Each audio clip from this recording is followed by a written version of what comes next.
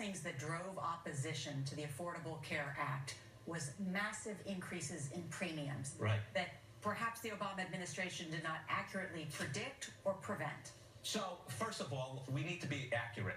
The healthcare inflation rate has actually stabilized under the Affordable Care Act.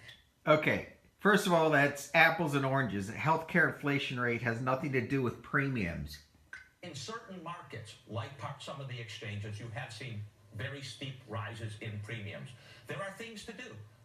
There are many cost control measures. And one of the things I would say is And what are they? That's a pretty vague statement. Republican bill has literally zero cost control measures in it. They're not going to address affordability. I totally agree with you. Affordability is one of the things people care about. Affordability. Oh, one of the things? It's the only thing, you idiot. Quality, they want to make sure they get good quality. And what my book is about is how can we improve the quality. Yeah, I'm going to go out and read that book. You're the same architect of this disastrous Obamacare, so why the fuck should I read your book? On some performance measurement plan, do they have something like patient-centered medical home so that they're measuring their performance and trying to improve it? That is key because we want doctors. There is no evidence that that shit works, you idiot. Who are going to do better and know how well they're doing. So open access, and are they on?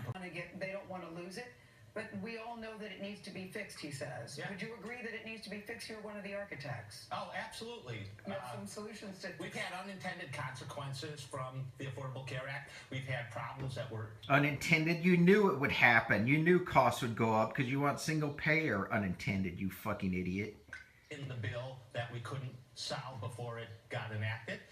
And it's been around for 7 years, so some of the problems have become obvious. Any corporation that would do a massive change like this would make constant adjustments. Because of the paralysis in Congress, we haven't been able to make those adjustments. We know there are repairs needed. When Everybody says that. What do we do about it? What do we do? Yeah. Well, on the exchanges, there are three very. What you do about it is you have to get rid of fee-for-service and so forth. But he's not going to touch that because his own Harvards and Pennsylvania universities make too much money off of fee-for-service. So look, the obvious thing is to get rid of fee-for-service. But watch what he said.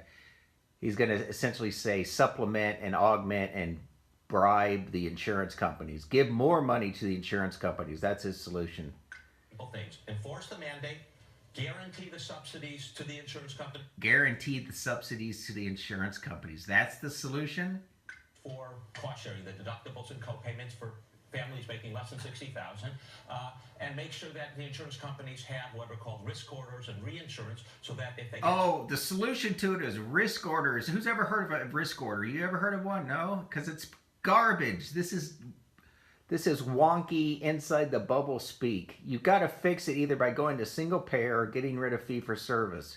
Sick patients that are protected against